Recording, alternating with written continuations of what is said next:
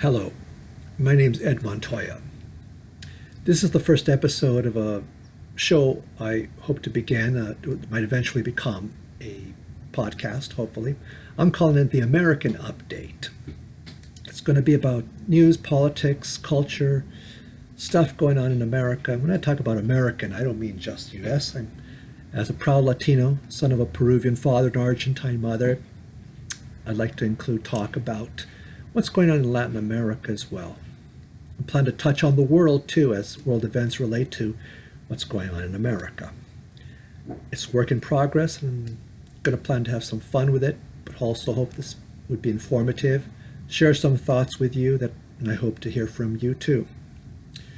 Well, in this first episode, I want to talk a little bit about this.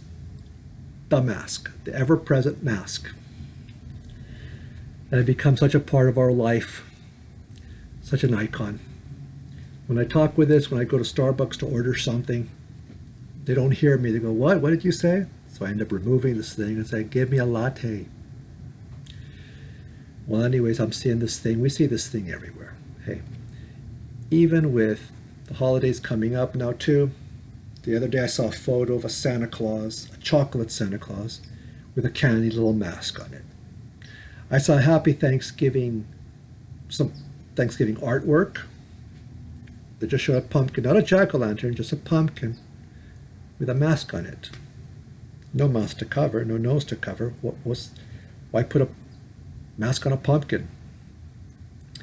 And you would think that maybe, even then, Santa, a pumpkin, that we could get away from this and forget about this a little bit and just feel normal, feel right again. I went to a barber shop the other day,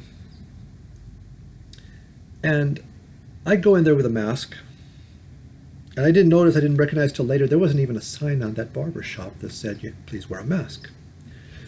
I go in and there's the barber, somebody's customer before me. There's a lady, a fellow barber, stylist. And I noticed after about 10 minutes, I'm the only one wearing a mask.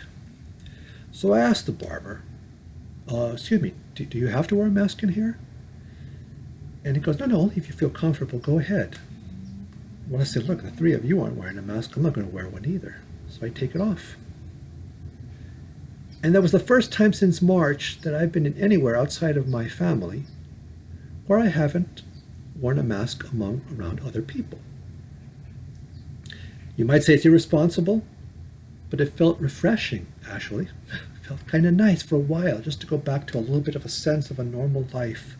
It may indeed be responsible. But as the barber said to me, sometimes you got to have a little faith. Because why? Because my thought is we may be taking this a little too far. And this is serious. This virus is serious. But also at the same time, I think because something is serious, that doesn't mean that there cannot be exaggerations about it. And there are. In the count of people who have been sick and the count of people in the death count. I'm not going to get into that. That's for another episode, for another talk.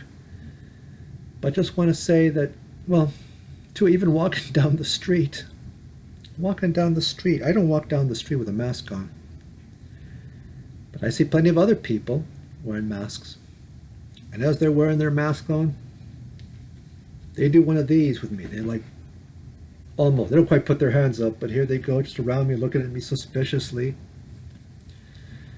Like, what's the matter with me? I've got maybe a few scowls, a few looks. Nobody said anything to me yet. I hope they don't. Because all I would want to say to them is that if you have a mask on, tell me, do they work? If they work, what are you worried about? Anyways, I think we may feel like the sky is falling. Everything is crashing down on us. But like the barber said, sometimes you gotta have a little faith. Let's not overreact. Our governors in some of these states, these blue states that we're living in, if you're living like in a blue state like California, like me, they want us all to be scared. We've got to be careful, but we'll get out of this. We've been through rough things before. This has been a rough year. Me personally, I don't know anybody who's had the coronavirus or anybody who knows anybody who's had it. Some of you probably have. Some of you probably know even some people who have died of it. My condolences. I'm just saying, let's have a little faith and not act like the sky's falling. And I'm just hoping for a happy holidays for everybody. Just a Merry Christmas indeed. Not afraid to say Merry Christmas either. Happy holidays. Be good, be healthy, God bless. I wish all the best. And I think we're going to get out of this okay. Anyways, write me a line. Let me know whether you agree or disagree with me. Hopefully, if you disagree, you can be polite. I don't know about YouTube. I can expect politeness, but we'd love to hear your comments. Thanks for watching. I'll see you next time.